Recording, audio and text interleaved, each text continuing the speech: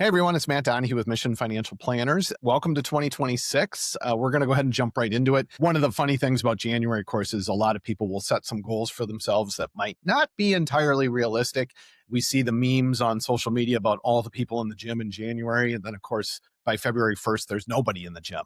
So just remember, right? Motivation fades, but systems will endure. When we look at last year, there was a lot of uncertainty. If you're someone who isn't really sure about how some of this stuff fits together, you're going to also struggle with understanding what to do, what's the best thing for you. That confusion is going to lead you, in some cases, to chase last year's returns. That's something we want to avoid.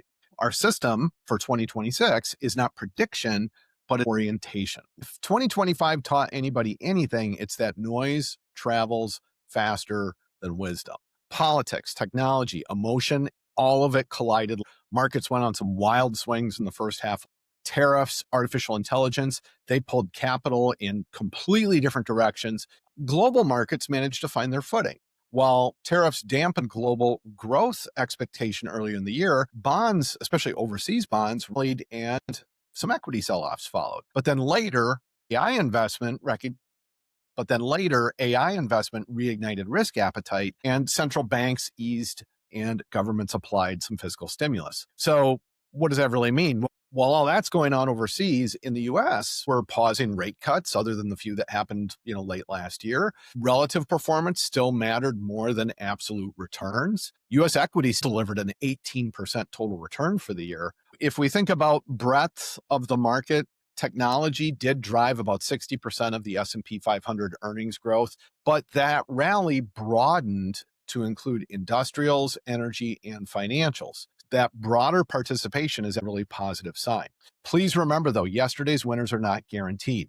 Exposure, especially to things like AI, has to be forward-looking, and you can't just go to last year's winner because it did well last year. You got to sit back and take a look and go, hey, am I really diversified so I can take advantage of last year's winner if it has a good year? But my plan isn't going to get turned over if last year's winner turns out to have a rough year. That's why we diversify. International equities really reasserted themselves last year. Developed markets outside the US posted some very strong returns. Even emerging markets did as well. Keep in mind, US performance, international performance, all of this is cyclical, right? Some years, international will do well, US does well. Other years, US might not do well, international does well. It's okay. The other thing that changed last year was fixed income. Bonds found their role again. They became producers in portfolios, not just ballast.